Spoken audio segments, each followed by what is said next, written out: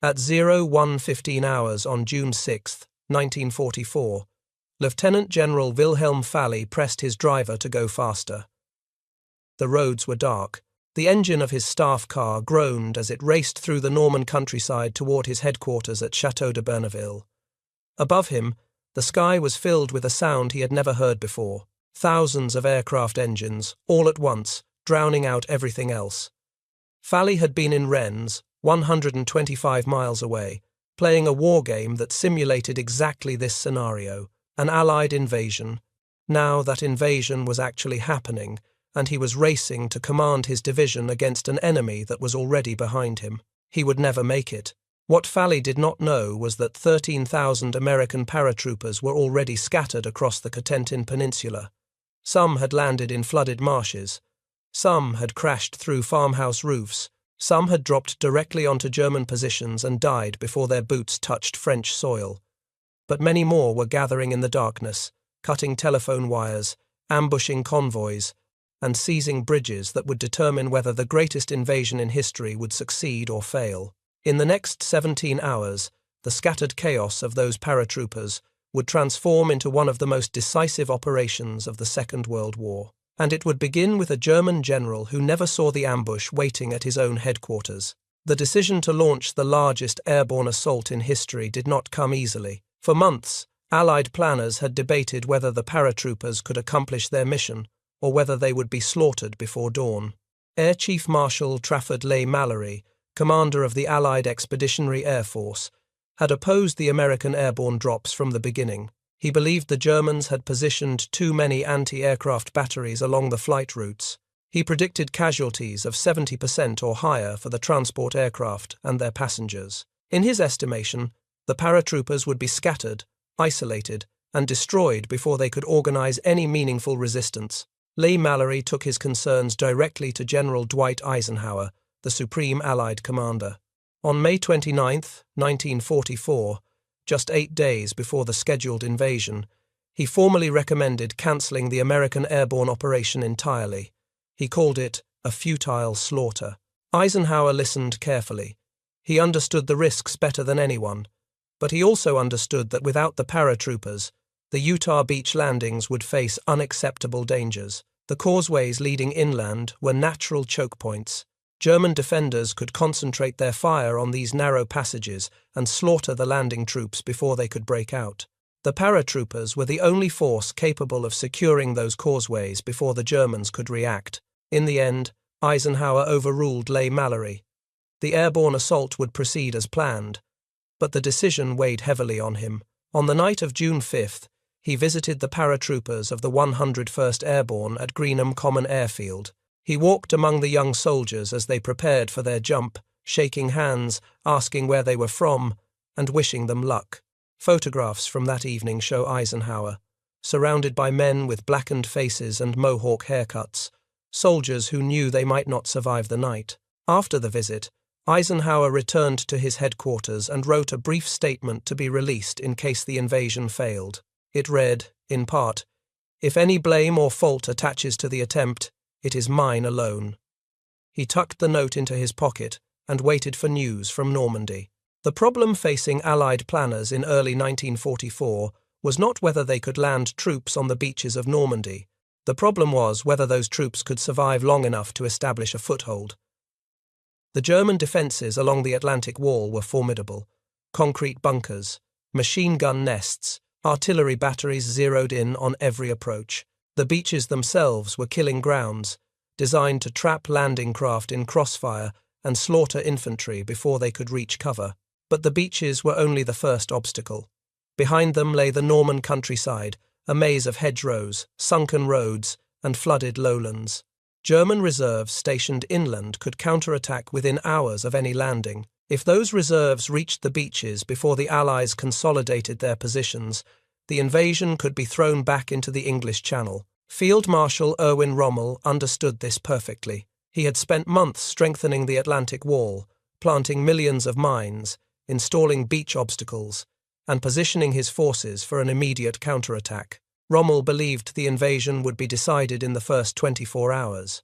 If the Germans could contain the Allies on the beaches and bring up their armour quickly, they could push the invaders back into the sea. If they failed to react fast enough, the Allies would establish a bridgehead that could never be dislodged. Rommel had personally supervised the construction of obstacles to prevent airborne landings. Fields suitable for glider operations were studded with wooden stakes, some topped with mines or artillery shells set to explode on impact. The Germans called these obstacles Rommel's Spargel, Rommel's asparagus.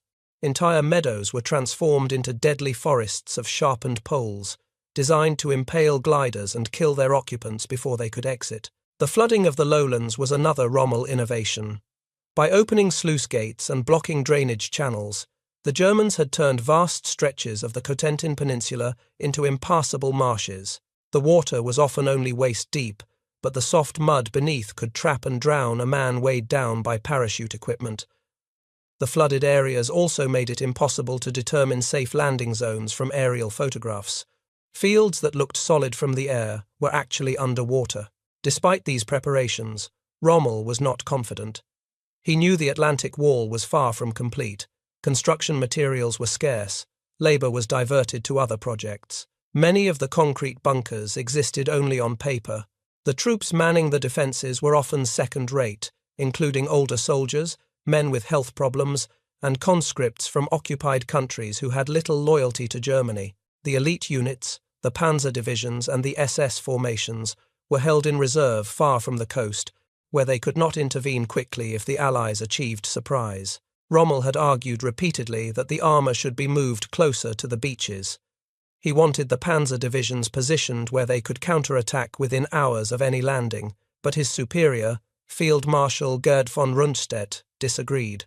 Rundstedt believed the armour should be held back and committed only when the main Allied thrust was identified. The two field marshals had feuded over the issue for months, and the compromise solution satisfied neither of them. The armour was positioned too far back to respond quickly, but too far forward to be concentrated for a decisive counterattack. The Allied solution to this problem was audacious. Before a single soldier set foot on the beaches, they would drop thousands of paratroopers behind the Atlantic Wall.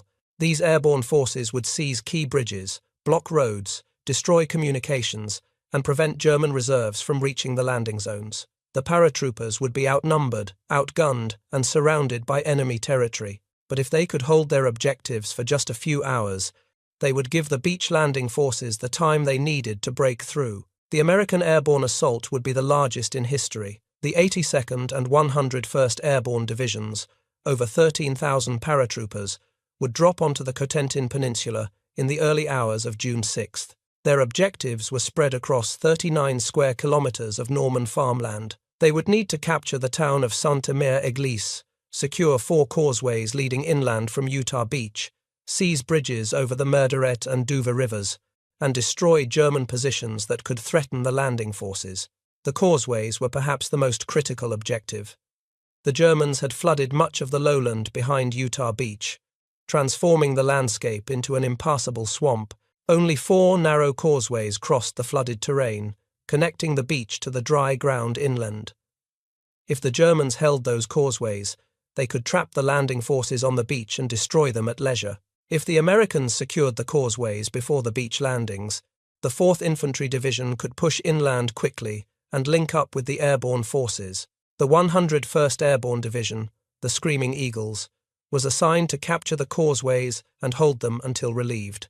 Their commanding officer was Major General Maxwell Taylor, a tall, scholarly-looking man who had served as the 82nd Airborne's artillery commander during the Sicily campaign. Taylor was 42 years old, experienced but still vigorous, and he had insisted on jumping with his men, despite his rank. He believed that a general who asked his soldiers to jump into combat should be willing to jump with them. Taylor's division would drop on 3 drop zones designated A, C, and D, east of the flooded areas. From there, they would move west to secure the causeways before the Germans could react. It was a complex mission requiring precise timing and coordination, exactly the things that airborne operations rarely achieved. Every paratrooper knew the risks. They would be jumping into darkness, into enemy territory, with no armor support and limited ammunition. Many would land miles from their objectives. Some would land directly on German units. Others would drown in flooded fields or become tangled in trees.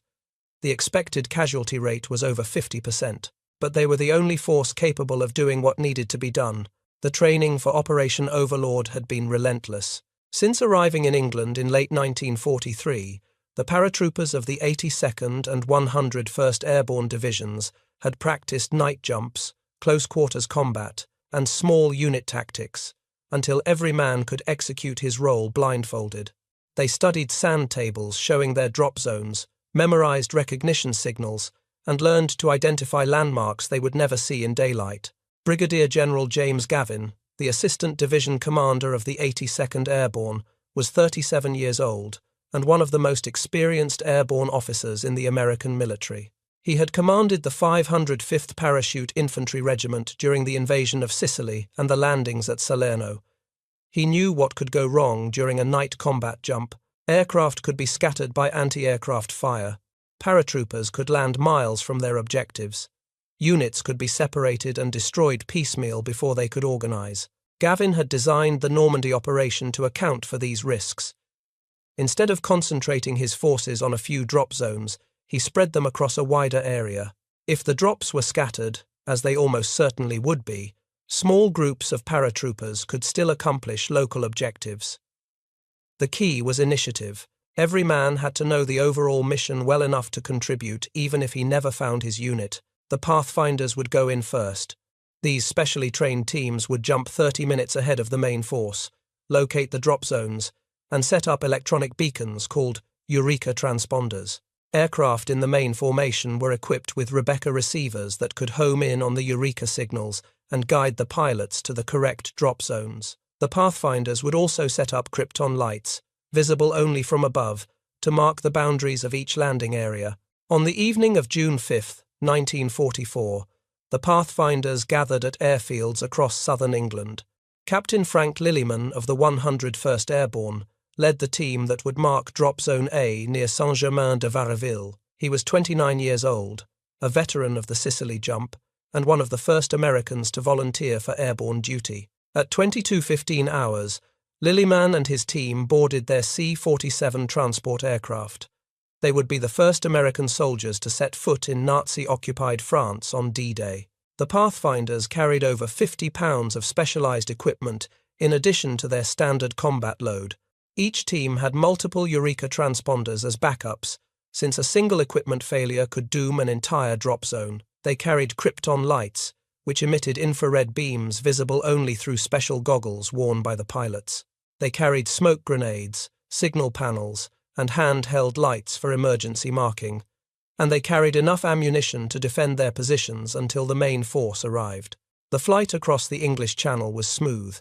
The pilots flew at low altitude, just 150 meters above the water, to avoid German radar. As the aircraft crossed the French coast, the Pathfinders could see the dark outline of the Cotentin Peninsula beneath them. Then the clouds closed in. The weather over Normandy was worse than expected. A thick cloud bank obscured the ground, and the pilots had to climb to avoid it. When they descended again, they were off course. German anti-aircraft batteries opened fire, and the pilots took evasive action that scattered the formations further. Of the 18 aircraft carrying Pathfinders to the American drop zones, only one managed to deliver its team to the correct location. Lillyman and his Pathfinders landed nearly 2 kilometers north of their assigned drop zone. They had minutes to set up their beacons before the main force arrived. Working in darkness, under threat of German patrols, they assembled their Eureka transponder and activated it. The signal went out into the night sky, a radio pulse that would guide hundreds of aircraft to this patch of Norman farmland. But for most of the other Pathfinder teams, things went wrong. Some landed in flooded marshes and lost their equipment.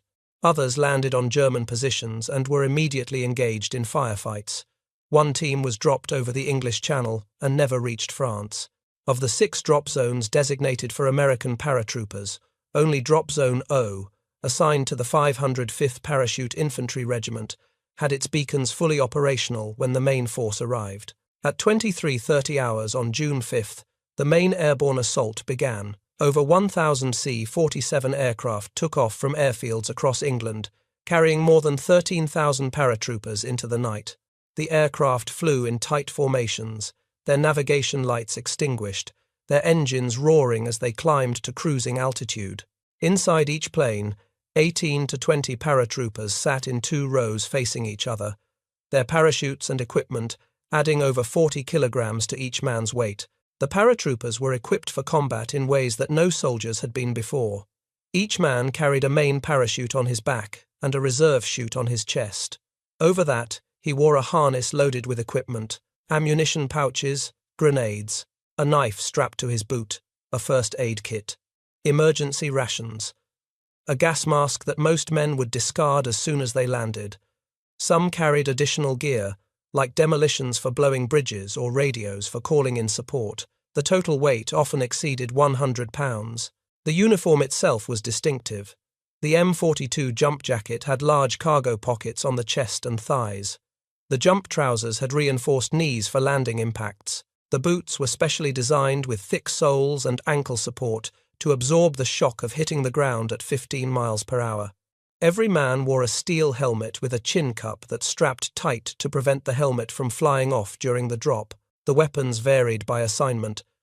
Riflemen carried the M1 Garand, an 8-round semi-automatic that was the finest infantry rifle of its era. Squad leaders often carried the Thompson submachine gun, devastating in close quarters. Some men had Browning automatic rifles, heavy but capable of suppressive fire, and every man carried a .45 caliber pistol as a backup, because in the chaos of a night drop, you never knew what weapon you might need. The mood was tense. Many of the paratroopers had painted their faces with war paint or shaved their heads into mohawk cuts, a tradition borrowed from Native American warriors. They joked nervously, checked their equipment for the 100th time, and tried not to think about what was waiting for them on the ground. Some men wrote letters home that they would never mail. Others prayed silently in the darkness. As the aircraft crossed the French coast, the cloud bank that had troubled the pathfinders engulfed the main formations. Pilots who had trained for months to fly precise patterns found themselves blind in a wall of grey vapour. Some climbed above the clouds, others descended below them. The tight formations that had left England dissolved into chaos. Then, the anti-aircraft fire started. German flak batteries along the coast opened up on the aircraft with tracer rounds and exploding shells. The sky lit up with orange and red bursts. Pilots threw their aircraft into evasive maneuvers, banking hard, climbing, diving, anything to escape the murderous fire. The formations scattered further. Aircraft that had been flying wingtip to wingtip now found themselves alone in the darkness, their pilots unsure of their position, their navigators struggling to identify landmarks below. Inside the aircraft, the paratroopers felt the planes shudder and lurch. Some men were thrown from their seats. Others gripped the static lines that would open their parachutes and waited for the green light that would signal them to jump. The pilots, desperate to escape the flak, began turning on their green lights early. Some paratroopers jumped while still over the English Channel. Others jumped miles from their intended drop zones. The carefully planned assault was degenerating into chaos before the first American boot touched French soil. Brigadier General Gavin jumped with the 508th Parachute Infantry Regiment at approximately 01:51 hours. His aircraft had been scattered by the clouds and flak, and he landed several kilometers from his intended drop zone. When he hit the ground, he found himself alone in a flooded field, waist-deep in cold water, with no idea where he was. Gavin waded out of the marsh and began searching for other paratroopers. He found a small group from mixed units, men who had landed as scattered as he had. Together, they oriented themselves by the stars and began moving toward their objectives. Gavin would eventually gather over 300 men from various regiments and lead them toward the crucial bridge at La Fière, one of only 2 crossing points over the flooded Merderet River. The scattered drops created nightmare conditions for the paratroopers. Men who had trained together for months now found themselves surrounded by strangers. Some landed in the middle of German encampments and were killed before they could cut themselves free from their parachutes. Others drowned in the flooded lowlands, dragged under by the weight of their equipment. The Germans had deliberately flooded large areas of the Cotentin Peninsula to prevent exactly this kind of airborne assault, and the water claimed dozens of American lives. But the scattered drops also created chaos for the Germans. The paratroopers of the 101st Airborne had been issued small brass clickers, devices that made a distinctive click-clack sound when squeezed. In the darkness of the Norman countryside, where every shadow could be an enemy, the clickers provided a simple recognition signal. One click demanded a response of 2 clicks. If the response was correct, the approaching figure was friendly. If not, the paratrooper opened fire. The 82nd Airborne had declined to use the crickets, relying instead on the verbal challenge flash, with the proper response being thunder. Throughout the night, the clicking sounds echoed across the Cotentin Peninsula as isolated soldiers found each other in the darkness. Small groups formed, dissolved, and reformed as men moved toward their objectives or simply tried to survive until dawn. Some groups grew to platoon strength, others remained just 2 or 3 men fighting their own private war against the German occupation. Sergeant Elmo Jones of the 82nd Airborne landed alone in a field near Santa Mare Eglise. He was one of the pathfinders, dropped ahead of the main force to mark the drop zones. When his boots hit French soil, he looked around at the dark, empty countryside and said to himself, "Damn, I just cracked the Atlantic Wall." Jones was not wrong. He was among the first American soldiers to set foot in Nazi-occupied France on D-Day. Within hours, thousands more would follow, and the Atlantic Wall that Hitler had spent years building would begin to crumble. Lieutenant General Wilhelm Fallet had left his headquarters at Château de Bernaville on the afternoon of June 5th to attend the war game in Rennes. The exercise had been organized by General Friedrich Dollmann, commander of the German 7th Army, to test German responses to an Allied invasion.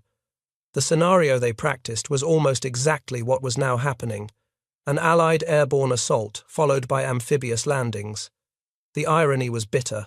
Fallet commanded the 91st Luftland Infantry Division, a unit specifically trained to counter airborne operations. His division was positioned in the center of the Cotentin Peninsula, directly in the path of the American drops. When reports began coming in of parachutes in the night sky, Fallet knew immediately that this was no drill. He ordered his driver to turn around and race back to his headquarters. But the roads of Normandy were no longer safe. American paratroopers were scattered across the countryside, and small groups of them had set up ambushes at key intersections. Fallet's staff car raced through the darkness, passing burning buildings and distant gunfire. Above them, the roar of aircraft engines continued without pause. At approximately 0400 hours, Fallet's car approached the rear entrance of his headquarters at Château de Bernaville. He did not know that American paratroopers had already reached the area. A group of about a dozen men from the 508th Parachute Infantry Regiment, led by First Lieutenant Malcolm Brannan, had set up an ambush near the chateau. They were lost, far from their intended drop zone, and had been searching for their objectives when they heard the approaching vehicle. Brannan called out for the car to stop. The driver did not comply. The paratroopers opened fire. The staff car, riddled with bullets, crashed into a wall. Lieutenant General Wilhelm Fallet was killed instantly. His aide, Major Joachim Bartuzat, died with him. Fallet became the first German general to die in the Normandy invasion, killed not on a battlefield, but on the road to his own headquarters by soldiers who did not even know who he was. The death of Fallet threw the 91st Division into confusion at the worst possible moment. With their commander dead and their communications cut by other groups of paratroopers, the German units in the area could not coordinate an effective response. They knew the Americans were somewhere in the darkness, but they did not know where, how many, or what their objectives were. This confusion was exactly what the scattered drops had created.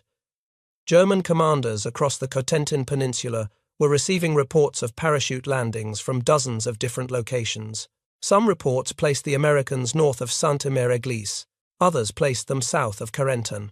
Still, others reported landings near the beaches themselves.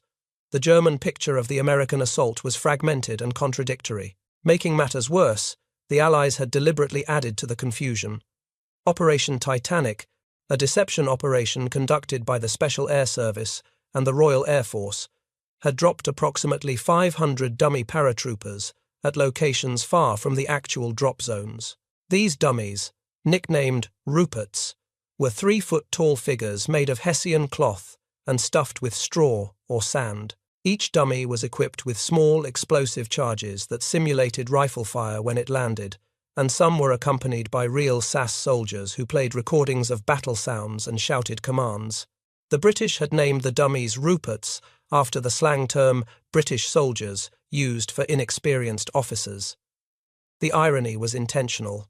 These useless cloth figures would prove more valuable than many of their human counterparts in sowing confusion among the German defenders. Operation Titanic was divided into 4 separate missions. Titanic 1 dropped 200 dummies and 2 SAS teams near the base of the Cotentin Peninsula, simulating a division-sized airborne assault. Titanic 2 was planned for east of the Dives River, but was cancelled at the last moment due to air traffic congestion. Titanic 3 dropped 50 dummies southwest of Caen. Titanic 4 dropped 200 more dummies near Marigny, accompanied by additional SAS teams. The SAS soldiers who accompanied the dummies had one of the most dangerous assignments of the entire invasion. They jumped into enemy territory with orders to create as much noise and confusion as possible, then escape back to Allied lines. They set up gramophones playing recordings of gunfire and shouting soldiers.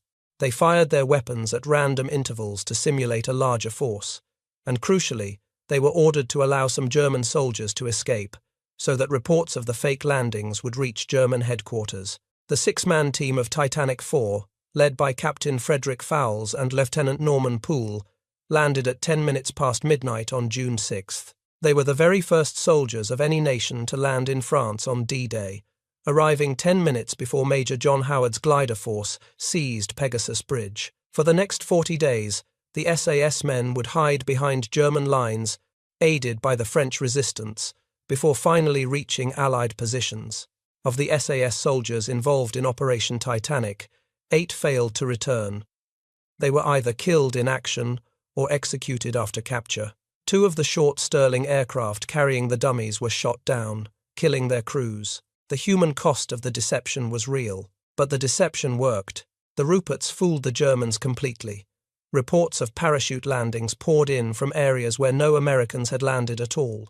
The German 915th Grenadier Regiment, part of the reserve force that should have reinforced the beaches, was diverted to investigate a phantom landing south of their position. The 12th SS Panzer Division, one of the most formidable armoured units in the area, sent elements to chase the dummy paratroopers instead of moving toward the real threat. By dawn on June 6th, the German High Command still did not have a clear picture of what was happening.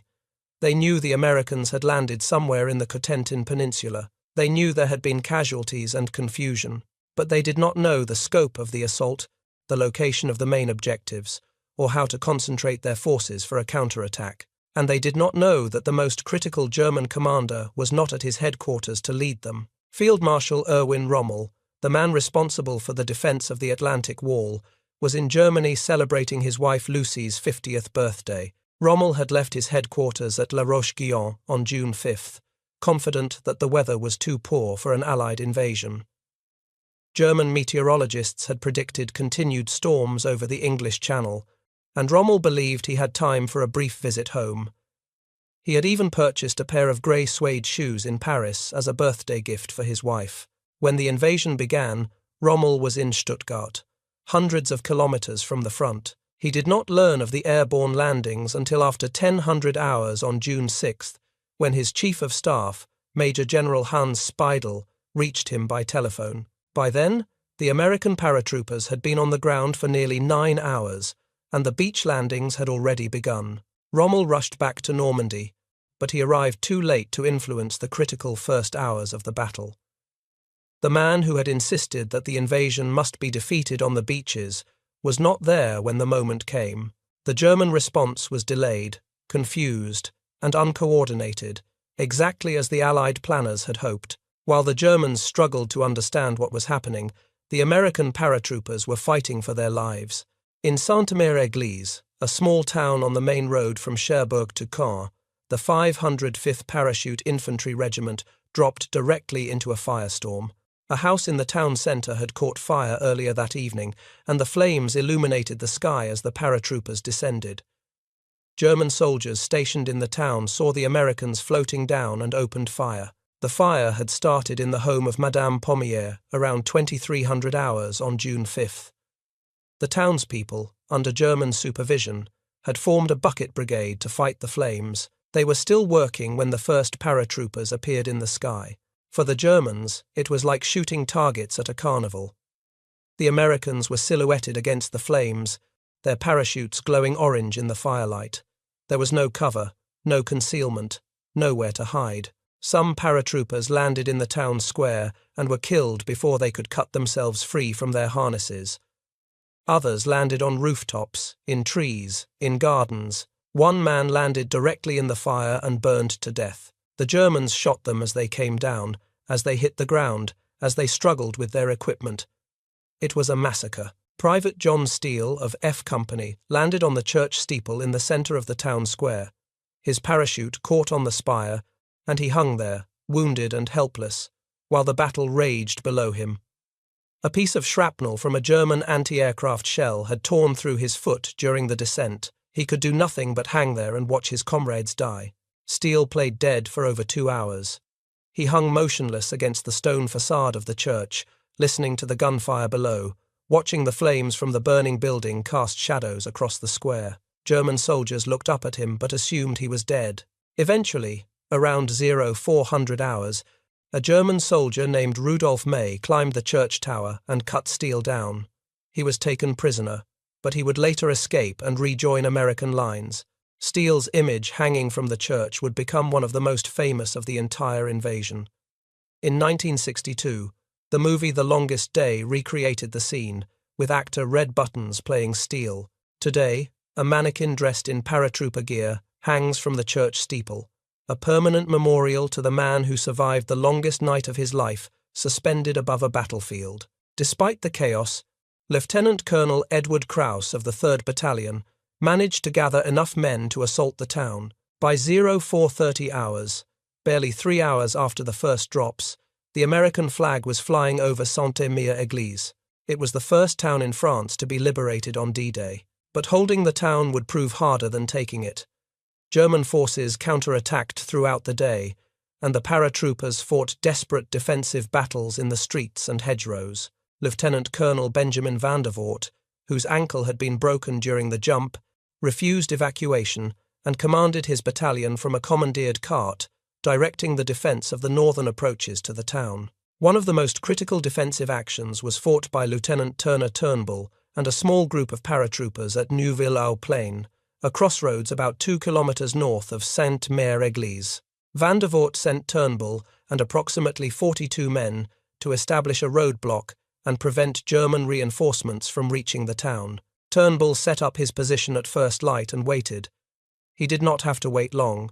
German forces from the 958th Grenadier Regiment, supported by artillery and armour, launched repeated attacks against his position throughout the morning. The Americans had no anti-tank weapons capable of stopping the German armour. They had limited ammunition. They had no reinforcements. For over 4 hours, Turnbull and his men held the line. They repulsed attack after attack, using every weapon they had, fighting from ditches and hedgerows, falling back when necessary, and counter-attacking when possible. By early afternoon, most of Turnbull's men were dead or wounded. That evening, Turnbull led his surviving 16 men back to Sainte-Mère-Église. He was killed the following morning, June 7th, leading a counterattack against a German advance. The sacrifice at Neuville-aux-Plaines bought precious time for the defenders of Sainte-Mère-Église. Without Turnbull's roadblock, German reinforcements would have reached the town hours earlier, before the American defences were properly organised. The 42 men who held that crossroads changed the course of the battle. Further west, the battle for the bridges over the Murderet River was even more desperate. The Germans had flooded the lowlands around the river, turning the narrow causeways into the only passable routes. Whoever controlled the bridges at La Fière and Chef du Pont controlled access to the entire area. Brigadier General Gavin led his mixed force of over 300 paratroopers toward La Fière. They arrived to find that elements of the 505th Regiment had already seized the bridge, but German counterattacks were pushing them back. 2 captured French tanks, Renault R-35s now in German service, rumbled down the causeway toward the American positions. The paratroopers had limited anti-tank weapons. Bazooka teams moved into position and waited for the tanks to close the range. When the lead tank reached the bridge, they fired. The first tank exploded. The second tank continued forward, and the paratroopers destroyed it as well. But a third tank appeared, and this time the Americans had no more rockets. Major Frederick Kellum, commander of the 1st Battalion, and his deputy Captain Dale Royston saw the threat. They grabbed anti-tank ammunition from fallen soldiers, crossed the bridge under fire, and ran toward the line of contact to resupply the defenders. Both men were killed before they could reach the front. The third tank was eventually destroyed by other paratroopers, but the cost had been high. The battle for La Fière would continue for 4 more days. German forces counterattacked repeatedly, and the causeway became a killing ground for both sides. On June 9th, the Americans launched a desperate assault to break the German grip on the western end of the causeway. The 325th Glider Infantry Regiment, which had arrived by glider the previous day, was given the mission. The plan was simple but brutal. The glidermen would charge across the 500-meter causeway in a frontal assault, directly into German machine gun fire. The assault began at 1000 hours, preceded by a 15-minute artillery barrage. Then the men of the 3rd Battalion stepped onto the causeway and began walking toward the German positions. They could not run because the road was too narrow and too cluttered with debris. They could only walk into the teeth of the German fire, watching their comrades fall around them. The Germans had positioned machine guns to sweep the causeway from multiple angles. Mortar rounds exploded among the advancing Americans. Men fell and were trampled by those behind them. The causeway became jammed with the dead and dying. At one point, a Sherman tank supporting the assault was hit by a mine and blocked the road, forcing the infantry to squeeze past the burning vehicle while under fire. General Matthew Ridgway, commander of the 82nd Airborne Division, was seen on the causeway during the height of the fighting, personally removing a cable from the disabled tank to clear the road. His assistant division commander, General Gavin, joined him. The sight of the division's 2 highest-ranking officers in the middle of the killing zone inspired the men to push forward despite their losses. By noon, the Americans had broken through. The German defenders fled, and the causeway was finally secure. But the cost had been staggering. The 325th Glider Infantry Regiment suffered over 200 casualties in the single morning assault. The fields around La Fière were covered with American dead. When the fighting finally ended on June 9th, the Americans held the bridge, but the surrounding fields were carpeted with dead. Military historian S.L.A. Marshall would later describe the battle for La Fière as probably the bloodiest small-unit struggle in the experience of American arms. By the end of June 6th, the American airborne divisions had accomplished most of their critical objectives, despite the scattered drops and heavy casualties. Saint-Mère-Église was in American hands. 3 of the 4 causeways leading from Utah Beach had been secured. The bridges over the Murderette and Duvet rivers were either captured or destroyed. German communications throughout the Cotentin Peninsula had been disrupted. The cost had been enormous. Over 2,400 American paratroopers were killed, wounded, or missing on D-Day alone. Many units had suffered over 50% casualties. Some companies had been virtually wiped out. The 101st Airborne Division would report that only 1 in 6 of its soldiers reached their planned rally points. But the paratroopers had done what they were sent to do. They had prevented the German reserves from reaching the beaches during the critical first hours. They had created confusion and chaos behind the Atlantic Wall. They had tied down thousands of German troops who should have been counter-attacking the landing forces. At Utah Beach, where the 4th Infantry Division came ashore at 06:30 hours, the German defences were in disarray. The causeways that should have been choke points for the advancing Americans were already in friendly hands.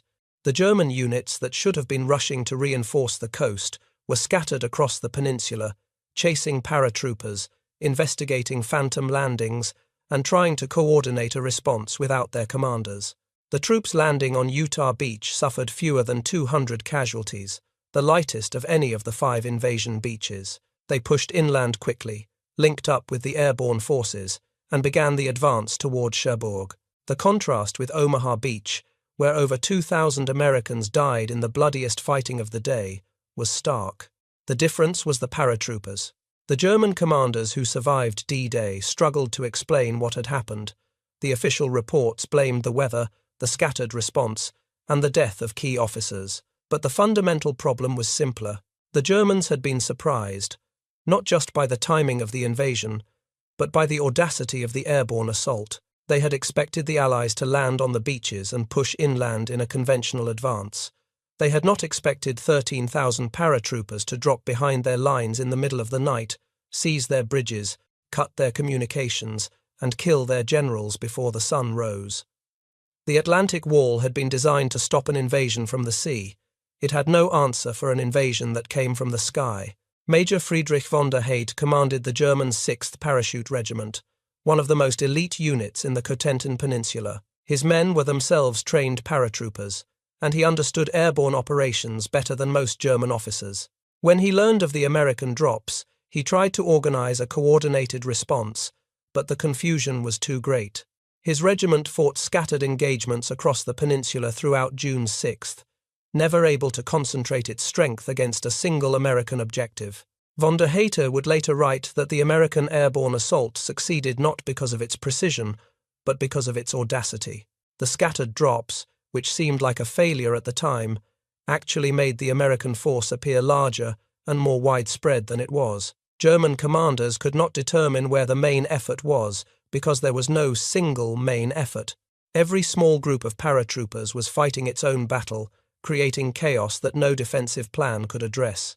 The Allies had turned their greatest weakness into their greatest strength. Field Marshal Rommel arrived back at his headquarters late on June 6th. By then, the beaches were secure. The paratroopers had linked up with the landing forces, and the opportunity to throw the invasion back into the sea had passed. Rommel spent the following weeks trying to contain the Allied bridgehead, but the momentum had shifted. The Germans were now on the defensive, and they would remain on the defensive until the end of the war. Rommel himself would not survive the campaign. On July 17th, his staff car was strafed by Allied fighter aircraft near Sainte-Foy de Montgomery. He was severely wounded and evacuated to Germany. 3 months later, implicated in the July 20th plot to assassinate Hitler, he was given a choice between suicide and a show trial. He chose suicide. He was buried with full military honours, and the German public was told he had died of his wounds. The paratroopers who survived D-Day continued fighting across France and into Germany. The 82nd and 101st Airborne Divisions would make more combat jumps during Operation Market Garden in the Netherlands and Operation Varsity in Germany. Many of the men who jumped into Normandy would not live to see the end of the war. The 82nd Airborne remained in Normandy for 33 days, fighting without relief until early July. By the time they were withdrawn, they had suffered over 5,000 casualties, more than half their original strength. The 101st suffered similar losses. Some companies that had jumped with over 150 men on June 6th had fewer than 20 left by the time they returned to England, but their sacrifice had made the liberation of Europe possible. Maxwell Taylor, commander of the 101st Airborne, jumped with his men on D-Day and survived the campaign. He would later become Army Chief of Staff and Chairman of the Joint Chiefs of Staff under Presidents Kennedy and Johnson. He remained an advocate for airborne forces throughout his career, always insisting that properly trained paratroopers could accomplish missions that conventional infantry could not attempt. Matthew Ridgway, commander of the 82nd Airborne, also survived the war. He went on to command the 18th Airborne Corps, then the 8th Army in Korea, where he reversed the course of the war after Chinese intervention. He later served as Supreme Allied Commander in Europe and Army Chief of Staff. He was known throughout his career for leading from the front, a habit he had developed during the desperate fighting in Normandy. Lieutenant Malcolm Brannan, the young officer who had killed General Falley in the darkness outside Château de Bernaville, survived the war. He returned to the United States and lived until 1999, dying at the age of 88. He rarely spoke about the night he killed a German general. When asked, he simply said he had done what any soldier would do. The chateau where Falley died still stands. The wall where his staff car crashed has been repaired. A small memorial marks the spot where the first German general of the invasion fell to a group of lost paratroopers who did not even know who he was. Sainte-Mère Église has never forgotten its liberators. The church where John Steele hung from the steeple now has a stained glass window depicting the Virgin Mary surrounded by American paratroopers.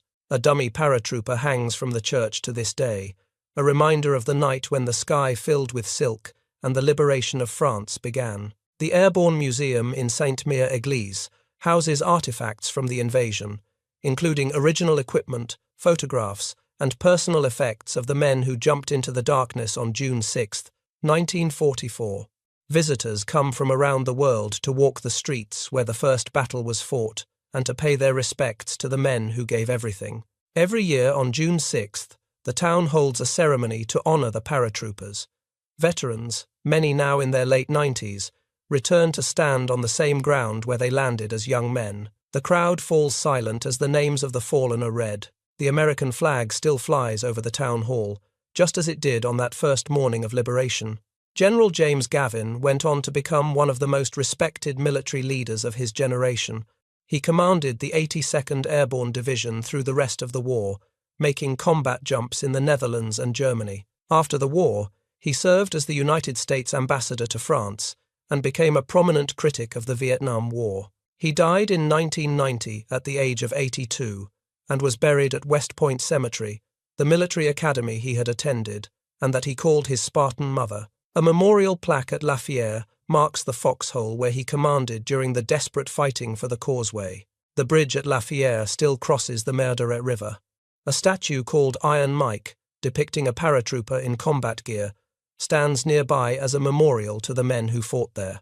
The causeway where so many died is quiet now, lined with hedgerows and fields that show no trace of the violence that occurred there 8 decades ago. The lessons of the D-Day airborne assault shaped military doctrine for generations. The importance of surprise, the value of decentralized operations, the necessity of initiative at every level. These principles were written in blood on the fields of Normandy. Every airborne operation since has built on the foundation laid by the men who jumped into the darkness on June 6, 1944. The 82nd Airborne Division remains one of the most elite units in the United States Army. Their headquarters at Fort Liberty, formerly Fort Bragg, includes a drop zone named Sainte-Mère-Église, in honor of the town their predecessors liberated. New generations of paratroopers train on that ground, learning the skills that their grandfathers and great-grandfathers used to breach the Atlantic Wall. The 101st Airborne Division, the Screaming Eagles, also continues to serve. Their legacy includes not only Normandy, but also the defense of Bastogne during the Battle of the Bulge, operations in Vietnam, and deployments to Iraq and Afghanistan. The division's motto, Rendezvous with Destiny, was coined before D-Day, but it was in Normandy that the words took on their full meaning. What happened on June 6, 1944, was more than a military operation.